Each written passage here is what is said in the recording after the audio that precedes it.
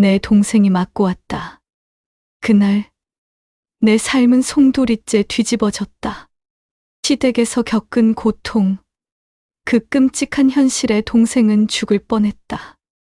하지만 내가 선택한 건 도망이 아니었다. 그 얼굴로, 그 지옥 같은 소굴로 들어가서 그들이 얼마나 추악한지 보여주겠다고 결심했다. 그곳에서 나는 내가 아닌 내 동생의 얼굴로 악마들과 함께 살게 됐다. 매일 아침 인생이 깊은 울림을 전해드립니다.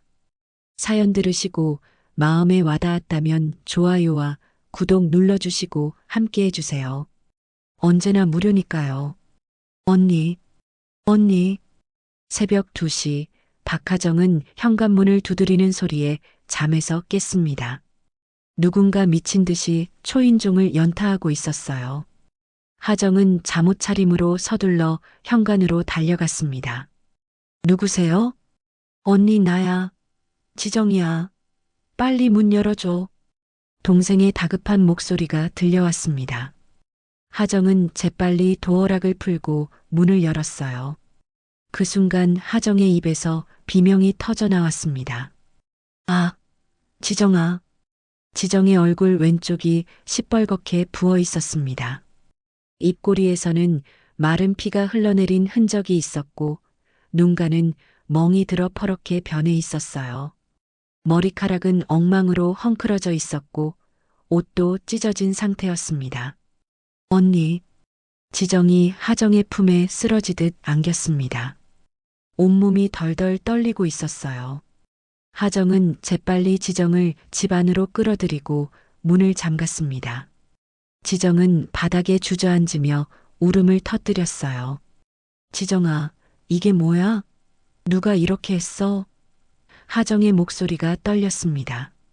쌍둥이 동생의 참혹한 모습에 충격을 받았어요. 언니, 나 죽을 뻔했어. 정말로.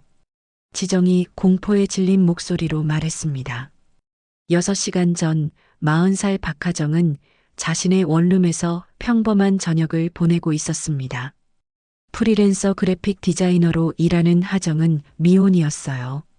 결혼에 대한 압박을 받기도 했지만 자유로운 삶을 선택했죠. 반면 쌍둥이 동생 지정은 3년 전에 결혼해서 시댁에서 살고 있었습니다. 하정과 지정은 똑같이 생긴 쌍둥이였습니다. 어릴 때는 사람들이 둘을 구별하지 못할 정도였죠. 부모님이 일찍 돌아가신 후 서로에게만 의지하며 살았던 둘이었는데 지정이 결혼한 후부터는 연락이 뜸해졌어요. 언니 물 좀. 지정이 떨리는 목소리로 말했습니다. 하정은 서둘러 물을 가져다 주며 지정 옆에 앉았어요. 천천히 말해봐. 누가 이렇게 했어? 남편이 때렸어. 시어머니랑 시누이도 함께. 지정의 목소리가 끊어졌습니다. 하정은 믿을 수 없었습니다. 2025년에 이런 일이 일어날 줄 몰랐어요. 지정의 남편 이민호는 겉보기에는 점잖아 보이는 사람이었거든요. 왜? 무슨 일 때문에? 저녁을 늦게 차렸다고. 그리고 시어머니 말에 대답을 안 했다고. 지정이 흐느꼈습니다. 시누이는 내가 건방지다고, 오빠한테 버릇없이 군다고. 하정의 주먹이 꽉 쥐어졌습니다. 분노가 치솟았어요. 그래서 셋이 나를 둘러싸고 민호가 먼저 때리기 시작했어. 시어머니는 옆에서 더 세게 때려라, 버릇을 고쳐놔라 그러고. 지정의 목소리가 더욱 떨렸습니다. 지정아. 하정이 동생을 안아주며 등을 쓰다듬었습니다. 시누이는 핸드폰으로 동영상까지 찍으면서 웃고 있었어. 언니, 이거 인스타에 올릴까? 그러면서 지정이 몸서리를 쳤습니다. 하정은 경악했습니다.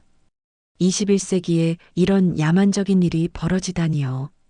그들이 화장실에 가는 틈을 타서 도망쳐 나왔어. 차 키도 못 가져오고 택시 타고 왔어. 지정이 가방을 뒤지며 말했습니다. 언니, 나 어떡하지? 돌아갈 수가 없어. 하정은 지정의 상처를 자세히 살펴봤습니다. 뺨의 멍, 입술 상처, 팔목의 자국들. 이 모든 게 현실이라는 게 믿어지지 않았어요. 지정아, 일단 병원부터 가자. 그리고 신고해야 해. 안 돼. 지정이 급하게 말했습니다. 신고하면 더 큰일 나. 민호가 그랬어. 만약 경찰서 가면 나를 죽여버리겠다고. 하정은 동생의 공포에 질린 표정을 보며 가슴이 아팠습니다. 어떻게 이런 일이 일어날 수 있을까요? 그럼 일단 여기서 쉬어. 내가 생각해 볼게. 하정이 지정의 손을 잡았습니다. 지정은 계속 떨고 있었어요. 언니, 나 정말 무서워. 다시 돌아가면 진짜 죽을 것 같아. 하정은 화장실에서 구급상자를 가져와 지정의 상처를 소독해 주었습니다. 상처 하나하나가 하정의 마음을 찔렀어요. 쌍둥이 동생이 이렇게 당했다는 게 믿어지지 않았습니다. 지정아, 왜 진작 말 안 했어? 이런 일이 처음이야? 아니야. 결혼하고 나서 계속이었어. 처음에는 말로만 하다가 점점 심해졌어. 어제가 제일 심했고. 지정이 고개를 떨궜습니다. 하정은 분노로 온몸이 떨렸습니다. 3년 동안 동생이 이런 고통을 받고 있었다니요. 언니는 자유롭게 살고 있는데 나만 이런 지옥에서. 미안해, 언니. 내가 너무 한심하지? 지정아, 그런 소리 하지 마. 하정이 지정을 꼭 안아주었습니다. 밤이 깊어갔습니다. 지정은 계속 뒤돌아보며 불안해했어요. 혹시 남편이 쫓아올까봐 두려워하는 모습이었습니다. 하정은 거울을 보며 자신의 얼굴을 확인했습니다. 지정과 똑같은 얼굴이었죠. 사람들이 구별하지 못할 정도로 닮은 쌍둥이였습니다.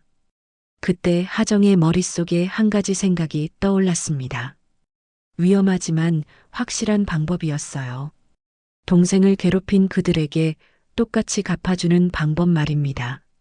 지정아, 나에게 좋은 생각이 있어. 하정의 눈에 차가운 빛이 스며들기 시작했습니다. 그 악마들에게 제대로 된 교훈을 줘야겠어. 지정은 언니의 표정을 보며 뭔가 달라진 걸 느꼈습니다. 평소 온순했던 하정이 아니었어요. 마치 다른 사람처럼 보였습니다. 언니, 뭘 할 거야? 하정은 지정의 손을 꽉 잡았습니다. 내가 너 대신 들어가서 그들에게 똑같이 갚아줄 거야. 우리는 쌍둥이잖아. 2025년 새벽 복수의 계획이 시작되었습니다. 다음 날 오전 하정은 지정이 소파에서 잠든 모습을 조용히 바라봤습니다. 어젯밤 진통제를 먹고 나서야 겨우 잠들었던 지정이었어요. 얼굴의 멍은 더욱 짙어져 있었고 잠결에도 몸을 떨고 있었습니다. 하정은 노트북을 켜고 가정폭력 신고 방법을 검색했습니다. 112 신고, 가정폭력 상담소, 법적 절차들. 하지만 지정이 그토록 무서워하는 모습을 보니 섣불리 신고할 수도 없었어요. 언니, 지정이 깨어나며 몸을 일으켰습니다. 아야, 온몸이 아픈 듯 신음을 냈어요. 아직 많이 아파? 병원 가자. 하정이 다가가며 말했습니다. 안 돼요.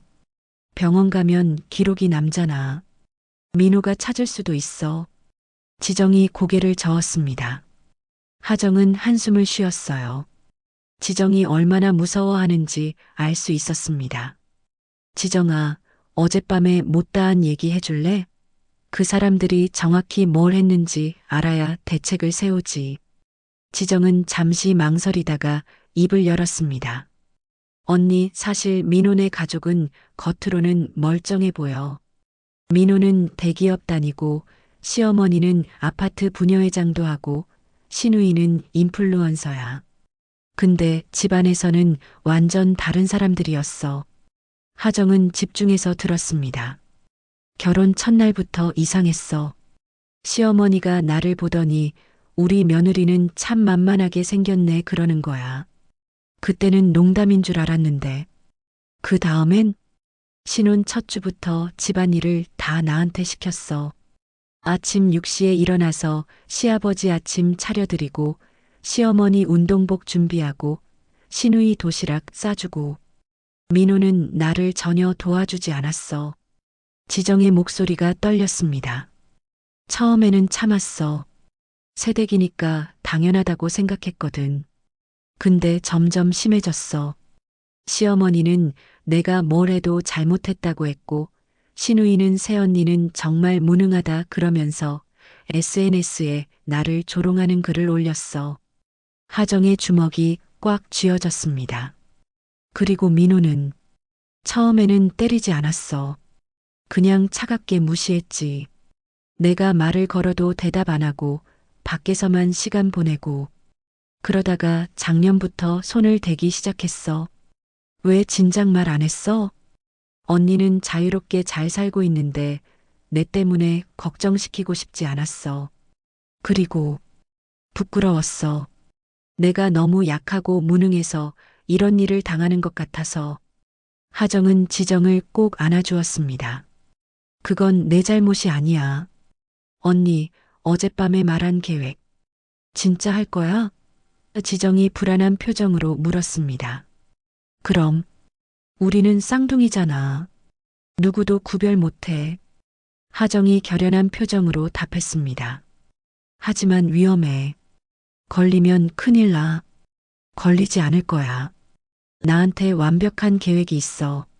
하정은 노트북 화면을 지정에게 보여주었습니다. 밤새 작성한 계획서였어요. 1단계 나는 내 모습으로 시댁에 들어가서 며칠간 관찰한다. 2단계 그들의 약점을 파악한다. 3단계 적절한 때에 그들에게 똑같이 갚아준다. 언니, 정말 괜찮을까? 지정아, 나는 너와 달라. 15년간 혼자 살면서 누구한테도 굽히지 않고 살아왔어. 그들이 나를 건드리려고 하면 가만히 있지 않을 거야. 하정은 지정의 옷장을 열어봤습니다. 도망쳐 나올 때 가져온 옷가지들이었어요. 이 옷들로는 부족해. 내가 평소에 입던 스타일로 쇼핑하러 가자. 언니 돈은? 걱정 마. 내가 다 처리할게. 오후에 둘은 백화점에 갔습니다. 하정은 지정이 평소 입던 스타일의 옷들을 골랐어요. 수수하고 단정한 원피스, 로우힐, 작은 크로스백. 평소 하정의 스타일과는 정반대였습니다. 언니, 이 옷 입으니까 정말 나 같아. 지정이 피팅룸 밖에서 말했습니다. 그럼 이제 머리도 바꿔야지. 하정이 미용실로 향했습니다. 미용사에게 지정과 똑같은 스타일로 해달라고 요청했어요. 원래 하정은 단발이었는데 지정처럼 긴 생머리로 바꿨습니다. 와, 정말 똑같네요. 쌍둥이시죠? 미용사가 놀라며 말했습니다. 네, 맞아요. 하정이 미소 지었습니다. 집에 돌아와서 하정은 지정에게 더 자세한 정보를 물어봤습니다. 시댁 사람들의 패턴을 알려줘. 언제 집에 있고, 언제 나가고. 시아버지는 아침 일찍 회사 가서 저녁 늦게 들어와. 시어머니는 오전에 운동 가고 오후에 친구들이랑 차 마셔. 시누이는 불규칙해. 집에 있다가도 갑자기 나가고. 민호는 요즘 야근이 많아. 집에 있어도 방에만 있어. 하정은 모든 정보를 메모했습니다. 그들의 약점은 뭐야? 시어머니는 체면을 제일 중요하게 생각해. 밖에서는 완벽한 가정이라고 자랑하거든. 시누이는 SNS 팔로워 수에 목숨 걸어. 민호는 회사에서의 평판을 신경 써. 완벽해. 그들이 가장 아끼는 걸 건드리면 되겠네. 저녁이 되자 지정의 핸드폰이 울렸습니다. 민호였어요. 받아야 해? 지정이 떨며 물었습니다. 받지 마. 일단 무시하자. 하지만 전화는 계속 왔습니다. 문자도 연달아 왔어요. 빨리 집에 와라. 언제까지 삐질 거야? 내일까지 안 오면 혼쭐 낼 줄 알아라. 하정은 문자들을 보며 분노가 치솟았습니다. 지정아, 이제 결정했어. 내일 내가 들어간다. 정말? 언니, 걱정 마. 나는 예전의 순한 지정이 아니야. 그들이 원하는 며느리는 더더욱 아니고. 밤이 깊어지며 하정은 최종 계획을 점검했습니다. 내일부터 그녀는 박지정이 되어 그 지옥 같은 집으로 들어갈 예정이었어요. 언니, 혹시 일이 잘못되면 잘못될 일 없어. 나를 믿어. 하정이 지정의 손을 꽉 잡았습니다. 지정은 여전히 불안해했지만 언니의 확신에 찬 모습을 보며 조금씩 마음을 놓기 시작했어요. 언니, 고마워. 나 대신 이런 일을 해줘서. 우리는 쌍둥이야. 당연한 거지. 하정이 미소 지었습니다. 하지만 그 미소 뒤에는 차가운 복수심이 숨어 있었어요. 다음 날이면 진짜 전쟁이 시작될 것입니다. 하정은 각오를 다졌어요. 동생을 괴롭힌 그들에게 절대 호락호락하지 않을 거라고 말이죠. 다음 날 오전 10시 하정은 지정의 모습으로 완벽하게 변신했습니다. 긴 생머리, 수수한 베이지색 가디건, 검은색 슬랙스까지. 거울 속 모습은 완전히 박지정이었어요. 언니, 정말 나랑 똑같아. 지정이 놀라며 말했습니다. 이제 마지막 점검하자. 시댁 주소는 서초구 반포동 레미안 아파트 15동 801호. 시어머니 이름은 김순희 67세. 시아버지는 이철수 69세. 시누이는 이미영 33세. 하정은 모든 정보를 다시 한번 암기했습니다. 실수는 용납할 수 없었어요. 지정아, 내가 없는 동안 절대 밖에 나가지 마. 혹시 모르니까. 응, 알겠어. 언니, 조심해. 하정은 지정의 가방을 메고 집을 나섰습니다. 택시를 타고 시댁으로 향하는 동안 마음의 준비를 했어요. 이제부터는 박지정이었습니다. 오전 11시 하정은 아파트 현관 앞에 도착했습니다. 고급 아파트였어요. 겉으로 보기에는 정말 멀쩡한 가정처럼 보였습니다. 후, 시작이다.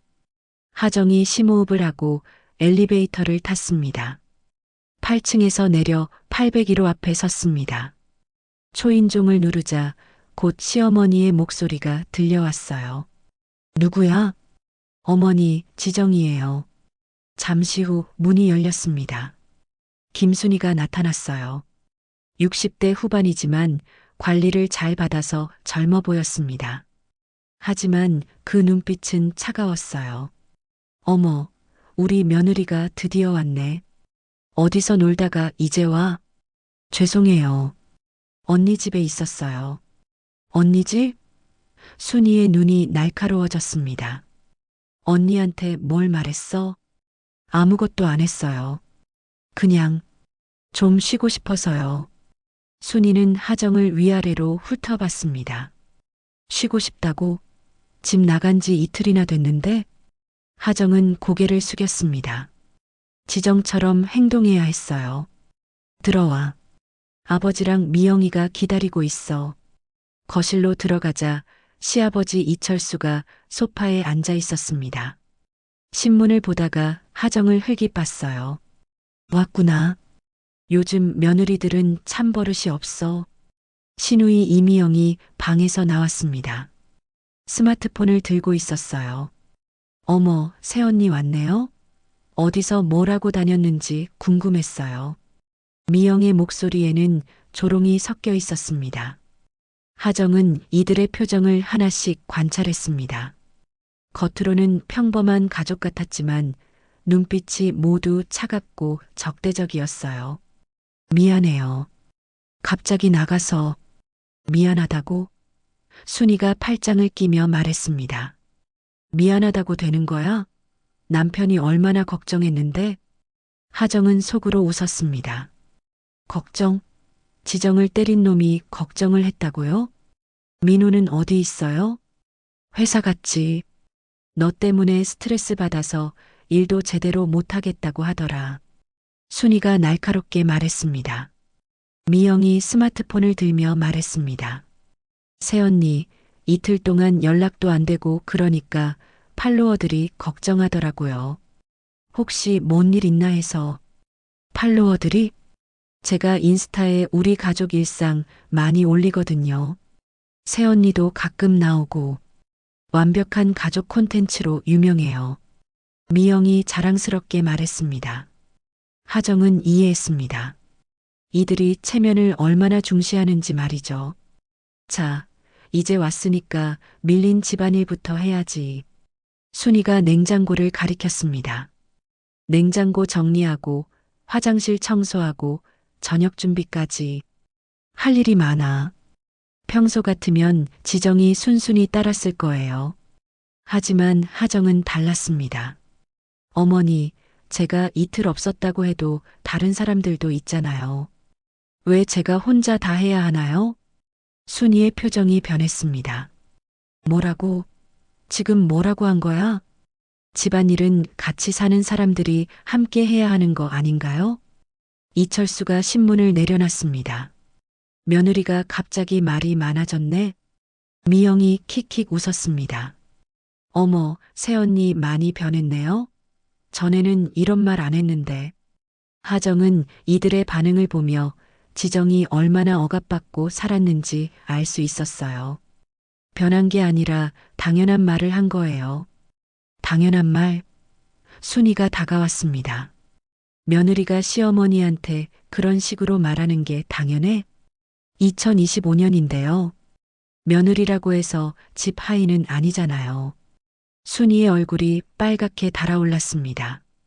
지금 뭐라고 한 거야? 집 하인이라고? 그렇게 부리시니까요. 미영이 스마트폰으로 동영상을 찍기 시작했습니다.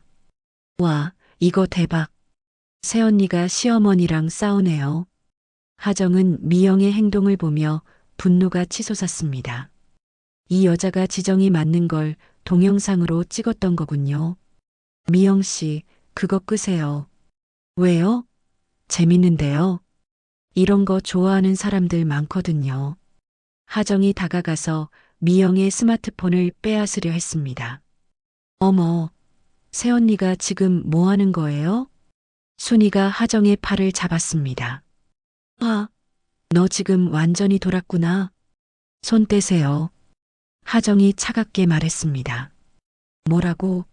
시어머니한테 손 떼라고? 순이가 하정의 뺨을 때리려 했습니다. 하지만 하정은 재빨리 순이의 손목을 잡았어요. 제가 지정이 맞습니다. 하지만 더 이상 만만하게 볼 생각은 하지 마세요. 순이는 깜짝 놀랐습니다. 평소 순한 지정과는 완전히 다른 모습이었어요. 너 뭔가 이상해. 예전과 달라. 사람은 변하는 거예요. 특히 억압받으면 더욱 빨리 변하죠. 이철수가 일어났습니다. 며느리가 시댁을 우습게 보는군. 우습게 보는 게 아니라 당당하게 사는 거예요. 미영이 스마트폰을 다시 들었습니다. 이거 진짜 대박이네요. 순한 새언니가 갑자기 강해졌어요. 하정은 미영을 노려봤습니다. 미영 씨, 마지막 경고예요. 그거 끄세요. 싫은데요? 이런 콘텐츠가 조회수 잘 나와요. 하정이 미영에게 다가가자 순이가 막아섰습니다. 아, 감히 우리 딸한테. 딸이요? 33인 어른이 집에서 놀면서 새언니 괴롭히는 게 자랑스러우세요? 뭐라고? 분위기가 험악해졌습니다. 순이와 이철수, 미영까지 모두 하정을 둘러쌌어요. 너 오늘 제대로 혼쭐을 내줘야겠다. 순이가 말했습니다. 하정은 이 순간을 기다렸어요.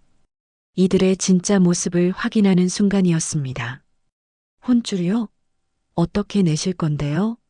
또 때리실 건가요? 때려? 우리가 언제 너를 때렸다고. 증거가 있어요. 하정이 스마트폰을 꺼냈습니다. 이번에는 제가 녹화하겠습니다. 이들의 표정이 변했습니다. 평소 지정은 이런 대응을 할 줄 몰랐거든요. 너 정말 많이 변했구나. 순이가 중얼거렸습니다. 하정은 미소 지었습니다. 이제 진짜 게임이 시작되는 거였어요. 지정을 괴롭혔던 이들에게 제대로 된 교훈을 줄 시간이었습니다. 네, 변했어요. 그리고 앞으로 더 많이 변할 거예요. 너 정말 많이 변했구나. 순이의 말에 하정은 냉소적으로 웃었습니다. 변한 게 아니라 원래 모습을 찾은 거예요. 그때 현관문이 열리는 소리가 들렸습니다. 민호가 일찍 퇴근한 거였어요.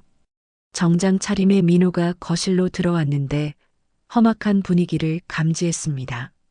무슨 일이야? 민호가 넥타이를 풀며 물었습니다. 오빠, 새언니가 갑자기 이상해졌어요. 미영이 스마트폰을 흔들며 말했습니다. 어머니한테 대들고 집안일도 안 하겠다고 하고. 민호는 하정을 쳐다봤습니다. 하지만 그 눈빛에는 관심보다는 귀찮음이 더 많이 섞여 있었어요. 지정아, 뭐 하는 거야? 집 나간 지 이틀 만에 와서 소란 피우고. 소란이요? 저는 당연한 말을 했을 뿐이에요. 민호가 한숨을 쉬었습니다. 요즘 회사 일도 바쁜데 집에서까지 이런 일로 스트레스 받기 싫어. 그냥 조용히 지내. 하정은 민호의 무관심한 태도에 분노가 치솟았습니다. 이 남자가 지정을 때렸다는 게 믿어지지 않을 정도로 덤덤했어요. 조용히 지내라고요?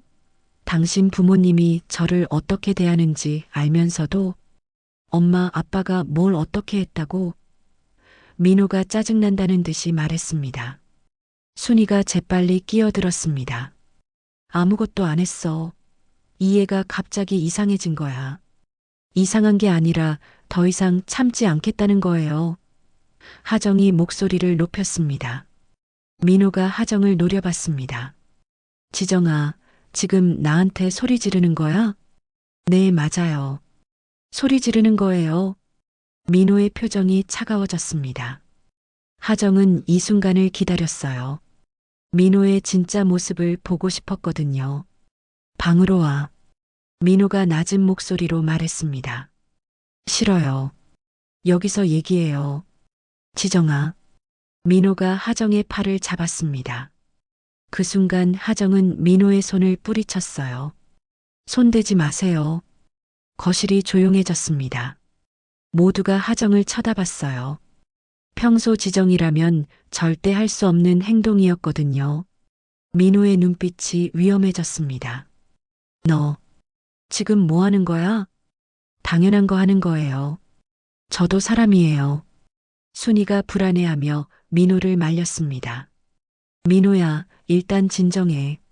하지만 민호는 이미 화가 나 있었어요. 지정아, 너 요즘 정말 이상해. 언니 집에서 뭘 배워온 거야? 언니요? 하정이 웃었습니다. 언니는 저보다 훨씬 강해요.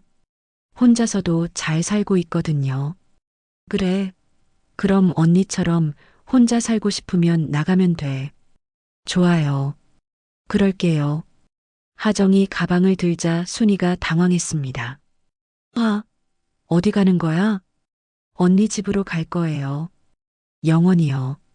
미영이 스마트폰을 들며 킥킥 웃었습니다. 오빠, 이거 찍어도 돼요? 이혼 실시간 라이브 방송이네요. 하정이 미영에게 다가갔습니다. 미영 씨, 마지막 경고했죠? 왜요? 무서워요? 미영이 도발했습니다. 하정이 재빨리 미영의 스마트폰을 빼앗았어요. 그리고 바닥에 던져버렸습니다. 아, 내 폰. 미영이 비명을 질렀습니다. 지정아. 민호가 소리쳤습니다. 너 지금 완전히 미쳤구나. 미쳤다고요? 미친 사람은 따로 있어요. 하정이 민호를 똑바로 쳐다봤습니다. 사람을 때리는 사람이 미친 거죠. 순이가 깜짝 놀랐습니다. 뭐라고? 때린다고? 어머니도 아시잖아요. 이틀 전에 뭘 했는지. 민호의 얼굴이 굳었습니다. 지정아, 헛소리 하지 마. 헛소리요? 하정이 스마트폰을 꺼냈습니다. 증거가 있는데요? 사실 증거는 없었지만 하정은 허세를 부렸어요. 이들의 반응을 보고 싶었거든요. 순이와 민호, 미영이 모두 긴장했습니다. 뭔 증거야? 민호가 다가왔습니다.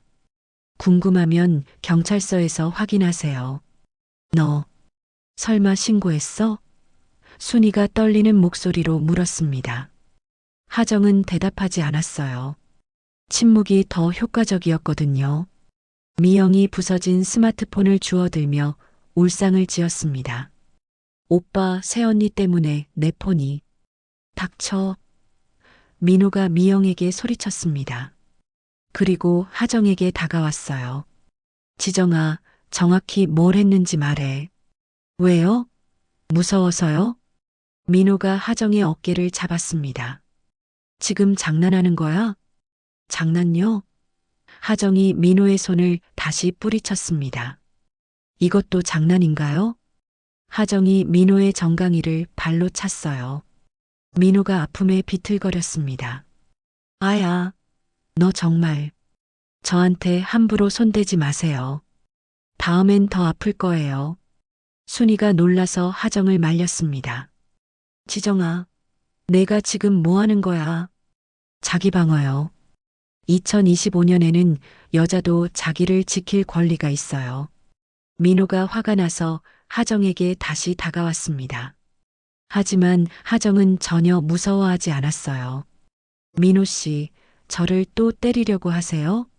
이번엔 제가 먼저 신고할 거예요. 신고? 민호가 당황했습니다. 뭘 신고해? 가정폭력이요. 요즘은 처벌이 세다고 들었어요. 순이가 급하게 끼어들었습니다. 지정아, 우리 가족끼리 무슨 신고야? 이웃들이 알면 어쩌려고. 이웃들이 아는 게 뭐가 문제예요? 진실인데. 미영이 부서진 스마트폰을 보며 울었습니다. 언니, 제발. 이러지 마요. 내 팔로워들이 알면 어때요? 진짜 모습을 보여주는 게 좋지 않나요? 하정은 이들이 체면을 얼마나 중시하는지 정확히 파악했어요. 이제 본격적인 복수를 시작할 때였습니다. 여러분, 이제부터 규칙이 바뀝니다. 하정이 차갑게 말했습니다. 저를 함부로 대하면 그에 상응하는 대가를 치르게 될 거예요. 민호가 주먹을 쥐었습니다.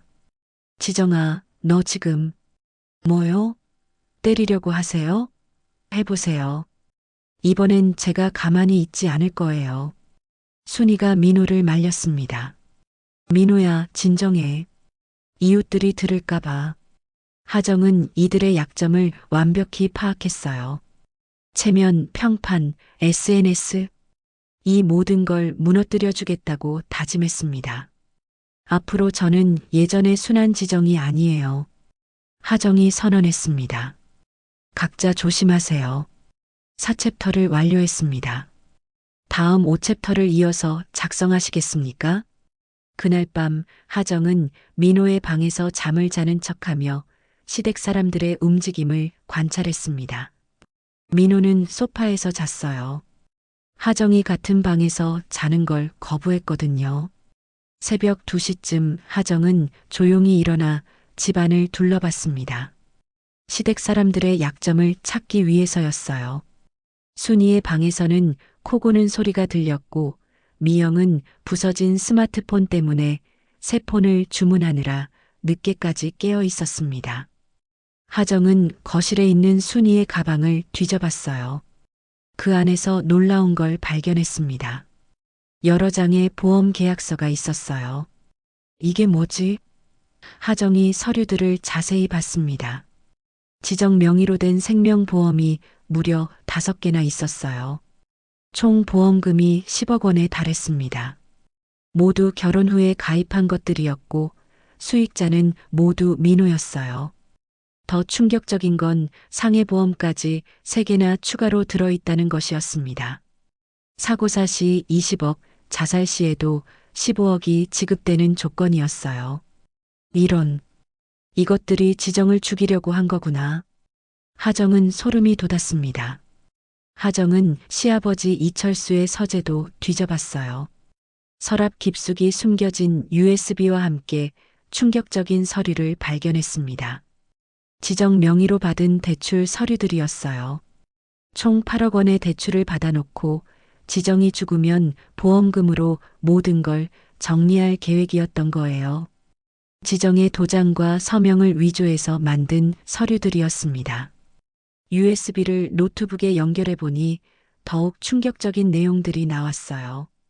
이철수는 겉으로는 평범한 회사원이었지만 실제로는 세무 포탈 업무를 담당하면서 여러 중소기업들의 탈세를 도와주고 수억 원의 뒷돈을 받고 있었습니다.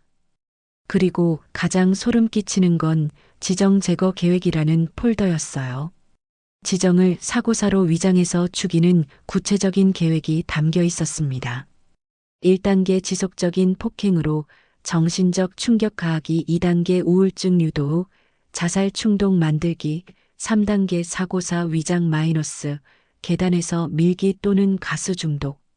하정은 경악했습니다. 이들이 계획적으로 지정을 죽이려 했던 거였어요. 미영의 방에서는 더 놀라운 걸 발견했습니다. 미영이 화장실에 간 사이 방에 들어가 봤더니 노트북에 지정을 몰래 촬영한 영상들이 수백 개 저장되어 있었어요. 지정이 맞는 모습, 우는 모습, 절망하는 모습, 모든 게 기록되어 있었습니다. 그리고 이 영상들을 불법 사이트에 팔아서 돈을 벌고 있었어요. 온라인 학대 포르노? 하정은 믿을 수 없었습니다. 미영이 지정의 고통을 상품으로 만들어 팔고 있었던 거예요. 더 끔찍한 건 보이스피싱 조직과의 연락이었습니다. 미영은 지정의 개인정보를 이용해서 불법 대출을 받고 그 돈을 가로채고 있었어요. 지정 명의로 받은 대출만 5억 원이었습니다. 채팅 기록을 보니 더욱 소름 끼쳤어요. 지정이 우울증 많이 심해졌어요. 곧 자살할 것 같아요. 좋아요. 그럼 보험금 처리 준비하겠습니다. 사고사로 위장하는 게 더 확실하지 않을까요? 그것도 괜찮아요. 어차피 결과는 같으니까. 마지막으로 민호의 노트북도 확인했어요. 민호는 회사에서 격리 업무를 담당하면서 회사 돈을 횡령하고 있었습니다. 그런데 그 돈을 지정명의 계좌로 빼돌려서 나중에 지정이 죽으면 자신이 상속받을 계획이었어요. 또한 민호는 지정을 보험 사기에 이용하고 있었습니다. 지정을 때려서 상해를 입힌 후 보험금을 청구하는 시기였어요. 이미 7번이나 보험금을 탔고 총 2억 원을 받았습니다. 가장 충격적인 건 민호의 일기였어요. 2025년 1월 지정이를 때리기 시작했다. 보험금을 타기 위해서 2025년 3월 어머니와 미영이도 계획에 참여하기로 했다. 지정이 죽으면 30억 보험금을 나눠 갖기로. 2025년 6월 지정이 우울증이 심해졌다. 곧 자살할 것 같다. 보험금 30억 타면 빚 갚고 새 인생 시작하자. 이 악마들이. 하정은 분노로 온몸이 떨렸습니다. 하정은 모든 증거를 스마트폰으로 촬영했습니다. USB 내용은 복사해서 따로 저장했어요. 특히 지정명의 보험과 대출, 그리고 살인 계획 관련 자료들을 꼼꼼히 기록했습니다. 다음 날 아침 하정은 본격적인 계획을 실행했습니다. 먼저 경찰서에 살인 미수와 보험 사기 정보를 제보했어요. 그 다음 금융감독원에 지정명의 불법 대출과 보험 사기를 신고했습니다. 국세청에는 이철수의 탈세 도움과 민호의 회사 횡령을 제보했어요. 사이버 수사대에는 미영의 불법 촬영과 영상 판매를 신고했습니다. 오전 10시 순이가 부녀의 모임에 간 사이 하정은 더 많은 증거를 수집했습니다. 순이의 비밀 금고에서 지정의 도장과 신분증 사본들을 발견했어요. 모두 불법 서류 작성에 사용한 것들이었습니다. 이렇게 치밀하게 계획했구나. 하정은 소름이 돋았습니다.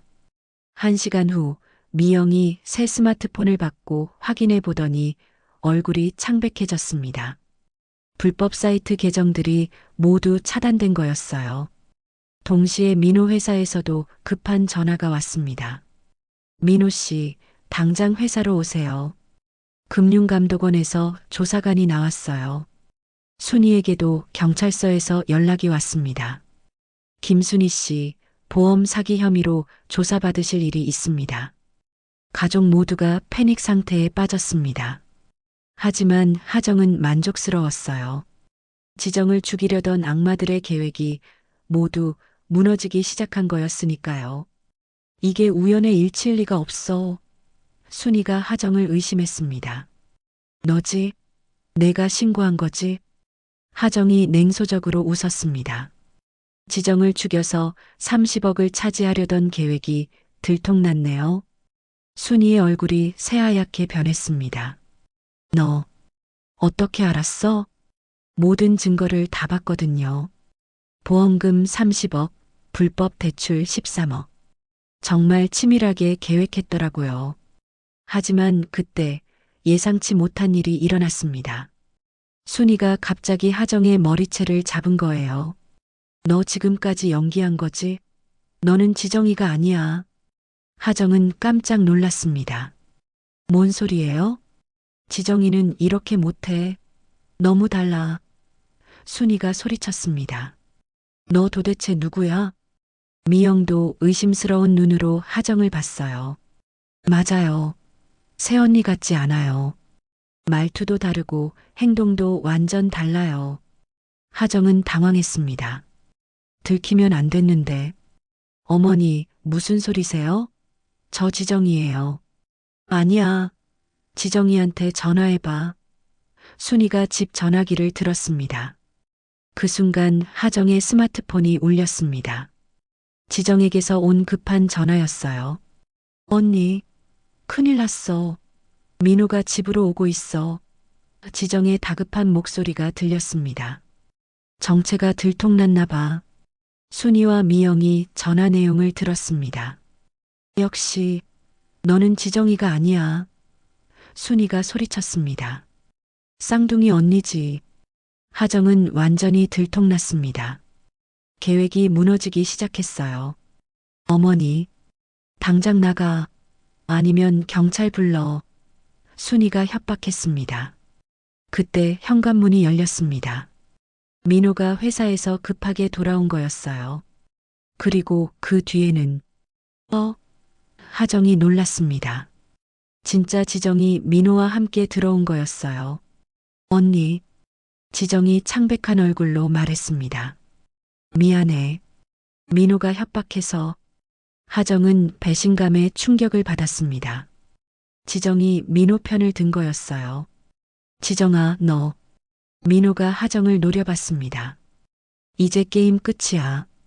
경찰 부르기 전에 당장 나가. 모든 계획이 무너졌습니다. 하정은 절망적인 상황에 처했어요. 그런데 지정의 표정을 자세히 보니 뭔가 이상했어요. 눈가에 새로운 멍이 있었고 입술도 더 심하게 부어 있었습니다. 어제보다 훨씬 심한 상태였어요. 언니, 미안해. 지정이 고개를 떨구며 말했습니다. 그 목소리에는 깊은 절망이 섞여 있었어요. 민호가 지정의 어깨에 손을 올렸습니다. 지정이가 다 털어놨어. 언니가 나 대신 들어와서 우리 가족을 괴롭혔다고. 하정은 뭔가 잘못됐다는 걸 직감했습니다. 지정의 눈빛이 너무 무서워 보였거든요. 지정아, 정말 내가 말한 거야? 지정이 대답하지 않았습니다. 그때 순이가 끼어들었어요. 그럼 누가 말했겠어? 당장 나가라고. 하정이 지정에게 다가가려 했지만 민호가 막아섰습니다. 이제 끝났어. 경찰 부르기 전에 나가. 그때 지정이 갑자기 비틀거리며 쓰러질 뻔했습니다. 어지러워. 하정이 재빨리 지정을 받쳤어요. 지정아, 괜찮아? 지정의 이마에 식은땀이 흘렀습니다. 언니, 나 못 버티겠어. 뭘 못 버티겠다고? 하정이 다급하게 물었습니다. 어젯밤에 민호가 지정의 목소리가 끊어졌어요. 민호가 급하게 끼어들었습니다. 뭔 소리야? 나는 아무것도 안 했어. 하정은 지정의 팔을 걷어봤습니다. 새로운 멍과 상처들이 가득했어요. 어제보다 훨씬 심했습니다. 이게 뭐야? 하정이 소리쳤습니다. 민호, 내가 또 때렸구나. 아니야. 지정이가 넘어진 거야. 순이와 미영도 당황했습니다. 지정의 상태가 심각해 보였거든요. 지정이 하정의 귀에 작은 목소리로 속삭였습니다. 언니, 어젯밤에 민호가 나를 찾으러 와서 또 때렸어. 그리고 협박했어. 언니를 신고하지 않으면 나를 진짜로 죽이겠다고. 하정의 온몸에 소름이 돋았습니다. 지정이 자신을 구하려고 거짓말을 한 거였어요. 보험금 30억 받으려고 나를 죽이려 했다는 걸. 언니가 다 알아냈다고 했더니 민호가 완전히 미쳤어. 지정이 떨리며 말했습니다. 지정아. 하정의 눈에 눈물이 고였습니다. 언니는 나 때문에 위험해지면 안 돼. 지정이 의식을 잃기 시작했어요. 지정아, 정신 차려. 하정이 지정을 흔들었습니다. 그때 현관 밖에서 소란스러운 소리가 들렸습니다. 여러 사람들의 발소리와 함께 급한 목소리들이 들렸어요. 경찰입니다. 문 열어주세요. 민호의 얼굴이 창백해졌습니다. 뭐야? 벌써? 동시에 다른 목소리도 들렸습니다. 금융감독원 특별수사팀입니다. 국세청 사법경찰관입니다. 하정은 미소 지었습니다. 자신의 신고가 효과를 본 거였어요. 순이가 다급하게 말했습니다. 어떻게, 정말로 신고했구나. 미영이 울먹이며 말했습니다. 어머니, 이제 정말 끝났어요. 현관문이 열리며 경찰관들이 들어왔습니다. 그 뒤로 금융감독원과 국세청 수사관들도 함께 들어왔어요. 김순희 씨, 이철수 씨, 이민호 씨, 이미영 씨 계신가요? 체포영장이 발부됐습니다. 민호가 당황하며 말했습니다. 체포영장이라니. 무슨 보험 사기, 살인 미수, 횡령, 불법 촬영 및 유포, 탈세 등 여러 혐의입니다. 하정이 경찰관에게 다가갔습니다. 저는 신고자 박하정입니다. 여기 제 쌍둥이 동생이 의식을 잃었어요. 구급차 불러주세요. 지금 오고 있습니다. 경찰관이 무전기로 확인했습니다. 순이가 하정에게 달려들었습니다. 다 너 때문이야. 우리 가족을 망쳤어. 하정이 순이를 똑바로 쳐다봤습니다. 가족이요? 며느리를 죽여서 돈을 챙기려던 사람들이 가족이라고 하세요? 경찰관이 하정에게 물었습니다. 신고하신 내용이 사실입니까? 네, 모든 증거가 있어요. 하정이 스마트폰을 꺼냈습니다. 이들이 지정을 살해하려던 계획서부터 보험 사기 증거까지 모든 게 있어요. 국세청 수사관이 이철수에게 말했습니다. 이철수 씨, 탈세 도움 혐의와 관련해서 동행하셔야겠습니다. 금융감독원 수사관은 민호에게 말했습니다. 이민호 씨, 회사 횡령과 보험 사기 혐의입니다. 미영은 사이버 수사대 형사에게 연행됐어요. 불법 촬영물 유포와 보이스피싱 연루 혐의입니다. 구급차가 도착해서 지정을 응급실로 이송했습니다. 하정도 함께 따라갔어요. 구급차 안에서 지정이 잠깐 깨어났습니다. 언니, 정말 끝난 거야? 응, 이제 끝났어. 그 사람들은 모두 체포됐어. 보험금도 모든 게 취소될 거야. 그리고 그들이 받았던 돈도 모두 돌려줘야 해. 지정의 눈에 안도감이 보였습니다. 언니, 고마워. 언니가 아니었으면. 지정아, 이제 그런 얘기 하지 마. 우리는 쌍둥이잖아. 병원에 도착해서 지정은 응급실로 이송됐어요. 의사가 나와서 설명했습니다. 다행히 생명에는 지장 없어요. 하지만 심한 외상과 스트레스로 인한 쇼크 상태였습니다. 하정은 의사에게 진실을 말했습니다. 의사 선생님, 이 환자는 3년 동안 가정폭력을 당했어요. 그리고 어젯밤에 특히 심한 폭행을 당했습니다. 그렇다면 모든 상처를 정확히 기록해 두겠습니다. 법정 증거로 쓰일 수 있거든요. 1시간 후 담당 형사가 병원에 왔습니다. 박하정 씨, 신고해 주신 덕분에 중대한 범죄를 막을 수 있었습니다. 지정은 괜찮을까요? 이제 안전해요. 가해자들은 모두 구속될 예정이고 피해자 보호 조치도 취해질 거예요. 지정이 깨어났을 때 하정은 지정의 손을 잡았습니다. 지정아, 이제 정말 자유야. 언니, 믿어지지 않아. 정말로 끝난 거야? 응. 이제 새로 시작할 수 있어. 창밖으로 석양이 지고 있었습니다. 긴 악몽이 끝나고 진짜 자유가 시작되는 저녁이었어요. 하정과 지정은 서로의 손을 꽉 잡았습니다. 더 이상 두려워할 필요가 없었어요. 한 달 후 서울중앙지방법원 대법정이 긴장감으로 가득했습니다. 이민호 일가의 보험 사기 및 살인 미수 사건이 드디어 재판에 넘겨진 거였어요. 하정과 지정은 증인석에 나란히 앉아 있었습니다. 지정은 한 달 전보다 훨씬 건강해 보였어요. 얼굴의 멍도 다 사라졌고 무엇보다 눈빛이 달라졌습니다. 더 이상 두려움이 아닌 당당함이 보였어요. 모든 증인들이 출석했습니다. 서기가 발표했습니다. 피고인석에는 민호, 순이, 이철수, 미영이 앉아 있었어요. 모두 구치소 옷을 입고 있었습니다. 한 달 전에 거만했던 모습은 온데간데 없었어요. 판사가 망치를 두드렸습니다. 이민호 외 3명에 대한 보험 사기, 살인 미수, 횡령, 탈세, 불법 촬영 등의 혐의에 대한 공판을 시작합니다. 검사가 일어났습니다. 검찰은 피고인들이 계획적으로 피해자 박지정 씨를 살해하려 했으며 이는 30억 원의 보험금을 노린 치밀한 범죄라고 판단합니다. 검사는 하정이 발견한 모든 증거들을 제시했어요. USB에 담긴 살인 계획서, 지정 명의로 가입한 다수의 보험, 그리고 미영이 촬영한 학대 영사들까지. 특히 피고인 이미영은 피해자의 고통을 영상으로 촬영해 불법 사이트에 판매하며 수익을 올렸습니다. 이는 단순한 가정폭력을 넘어선 조직적 범죄 행위입니다.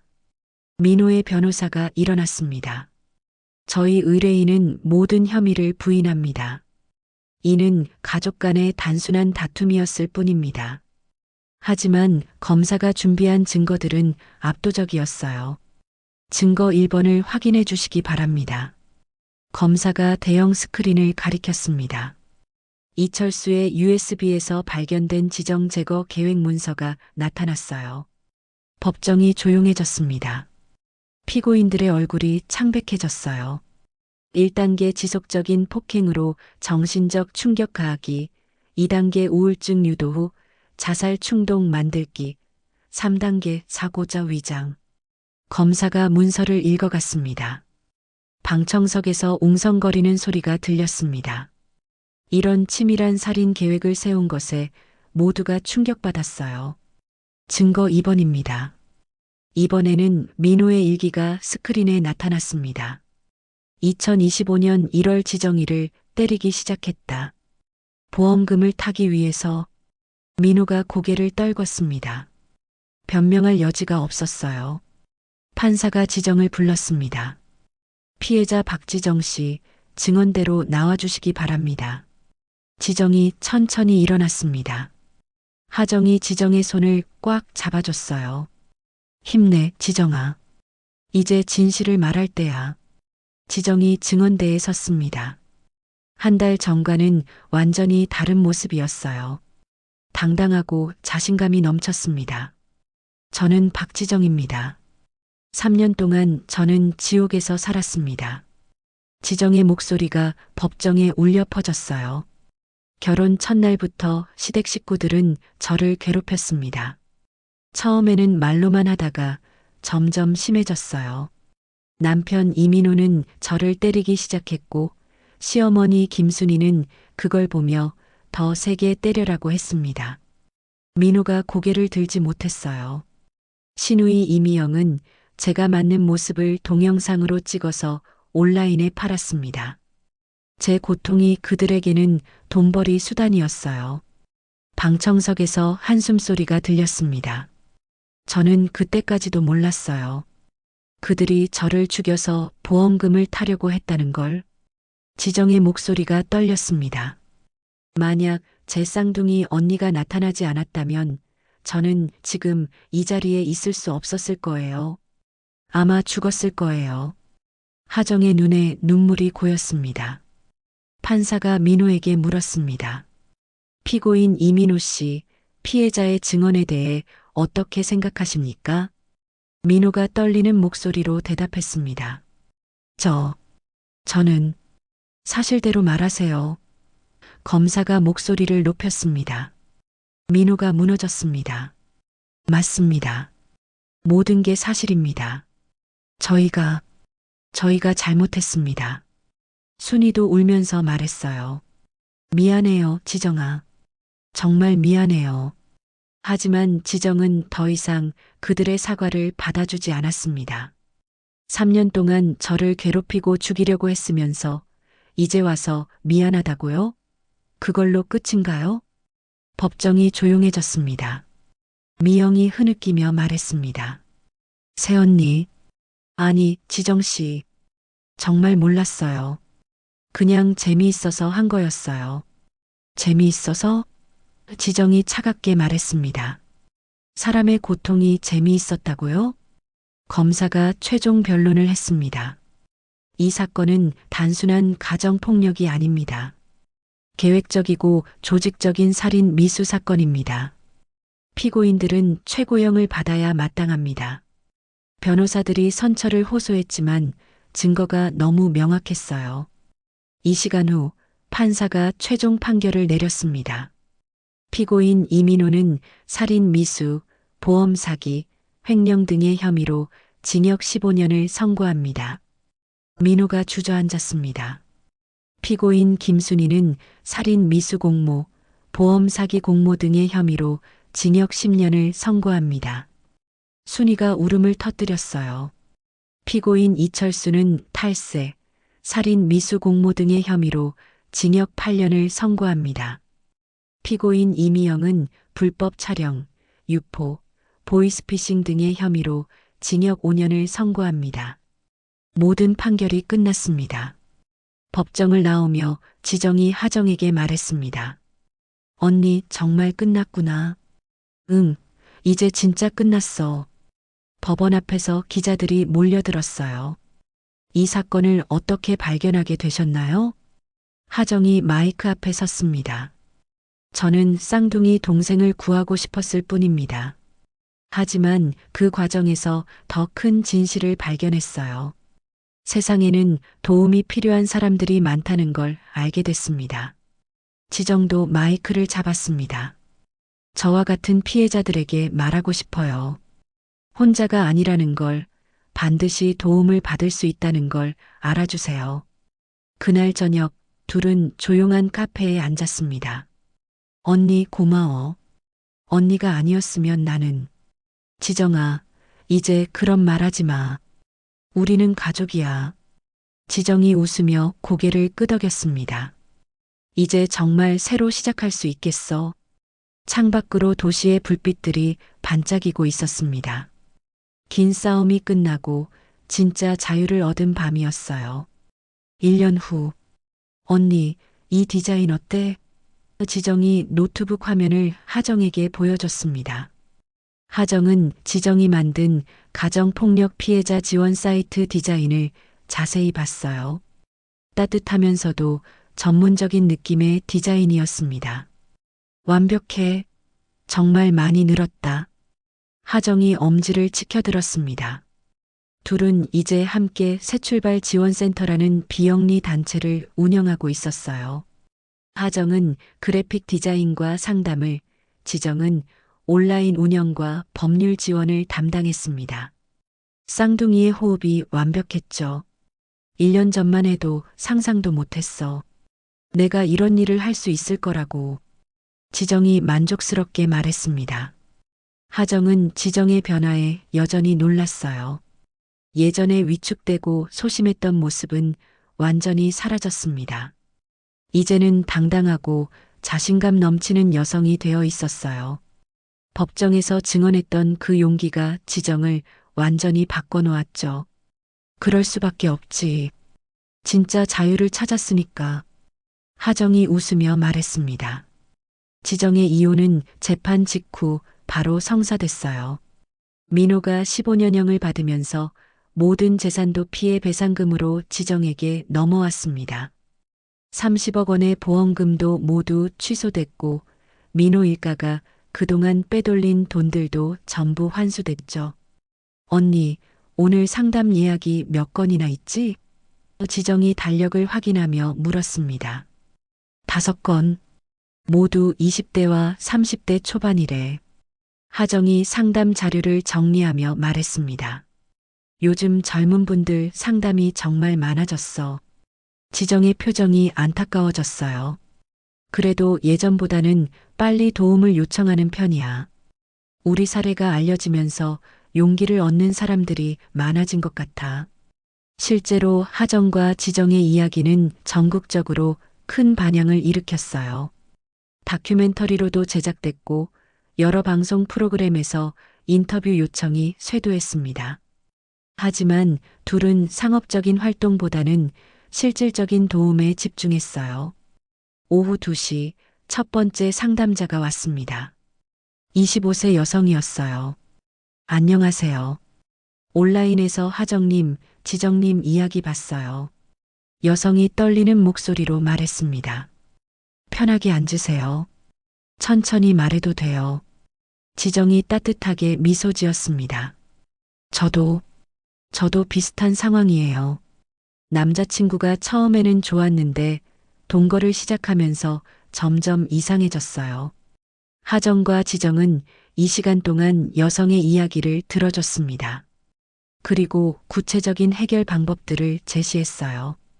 가장 중요한 건 안전이에요. 일단 안전한 곳으로 피하는 게 우선이죠. 하정이 조언했습니다. 저희가 연결해 드릴 수 있는 쉼터와 법률 지원 단체들이 있어요. 혼자가 아니라는 걸 기억하세요. 지정이 여성의 손을 잡아줬습니다. 상담을 마치고 여성이 돌아간 후 지정이 말했어요. 언니, 저분 보니까 예전 내 모습 같아. 그래도 우리보다는 빨리 도움을 요청했잖아. 그게 다행이야. 저녁이 되어 집에 돌아온 둘은 함께 저녁을 준비했어요. 하정이 혼자 살던 원룸에서 지정과 함께 살 수 있는 넓은 집으로 이사한 지 6개월이 됐습니다. 언니, 내일 MBC에서 인터뷰 촬영 있어. 지정이 상추를 씻으며 말했습니다. 또, 요즘 정말 인터뷰 요청이 많네. 이번엔 좀 특별해. 전국의 가정폭력 피해자들을 위한 특집 프로그램이래. 우리 말고도 다른 생존자들도 나온다고 해. 하정은 고개를 끄덕였어요. 좋은 일이야. 더 많은 사람들에게 희망을 줄 수 있을 거야. 저녁을 먹으며 둘은 앞으로의 계획을 얘기했습니다. 언니, 내년에는 지원센터를 더 확장하자. 좋아. 상담사도 더 늘리고 법률 지원팀도 강화하고 그리고 피해자들을 위한 직업 교육 프로그램도 만들어보자. 경제적 자립이 제일 중요하니까. 하정이 지정을 바라보며 미소 지었습니다. 지정아, 정말 많이 달라졌어. 이제는 내가 더 많이 배우는 것 같아. 언니 덕분이야. 언니가 저 지옥에서 구해줘서 새로운 삶을 살 수 있게 됐잖아. 밤이 깊어가며 둘은 거실 소파에 앉아 차를 마셨습니다. 언니 가끔 꿈 같아. 이렇게 평화로운 일상이. 이제 매일이 이럴 거야. 아무도 우리를 괴롭힐 수 없어. 지정이 문득 물었습니다. 민호 일가는 어떻게 됐을까? 민호는 교도소에서 모범수로 지내고 있다고 들었어. 순이와 이철수도 마찬가지고. 미영은 작년에 가석방 됐는데 지금은 봉사활동을 하면서 속죄하고 있다고 해. 그래도 다행이야. 반성하고 있다니. 하정이 지정의 손을 잡았습니다. 지정아, 우리가 용서할 필요는 없어. 하지만 우리는 더 이상 그들에게 얽매이지 않아도 돼. 맞아. 이제는 정말 자유야. 창밖으로 도시의 불빛들이 반짝이고 있었어요. 하정은 스마트폰으로 받은 메시지들을 확인했습니다. 전국의 피해자들로부터 온 감사 인사들이었어요. 언니, 오늘도 고맙다는 메시지 많이 왔네. 우리가 한 일이 정말 의미가 있었구나. 지정이 일어나서 창가로 갔습니다. 언니, 저기 별 보여? 하정도 지정 옆으로 가서 밤하늘을 올려다봤어요. 도시 불빛 사이로 작은 별들이 반짝이고 있었습니다. 예쁘다. 언니, 1년 전에는 상상도 못했어. 이렇게 별을 보며 웃을 수 있을 거라고. 앞으로는 더 많은 아름다운 일들이 있을 거야. 둘은 서로를 바라보며 미소 지었습니다. 쌍둥이로 태어나 함께 고통을 겪었지만 이제는 함께 희망을 만들어가고 있었어요. 언니 고마워. 정말로.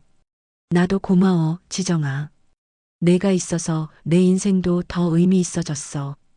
그날 밤 둘은 오랜만에 어린 시절 이야기를 나누며 늦게까지 웃었습니다. 부모님이 돌아가신 후 서로에게만 의지했던 그 시절부터 지금까지의 긴 여정을 되돌아봤어요. 우리 정말 많은 일을 겪었네. 하지만 모든 일이 우리를 더 강하게 만들었어. 새벽이 되어서야 둘은 각자 방으로 들어갔습니다. 하정은 침대에 누우며 생각했어요. 1년 전 지정을 구하기 위해 시작한 일이 이렇게 큰 변화를 가져올 줄 몰랐습니다. 이제 하정과 지정은 더 이상 피해자가 아니었어요. 생존자였고 다른 사람들에게 희망을 주는 존재가 되었습니다. 쌍둥이 자매의 새로운 여행은 이제 막 시작된 것입니다. 앞으로 어떤 일이 있어도 함께라면 이겨낼 수 있을 거였어요. 자유롭고 당당한 삶, 그것이 바로 그들이 꿈꿔왔던 진짜 행복이었습니다.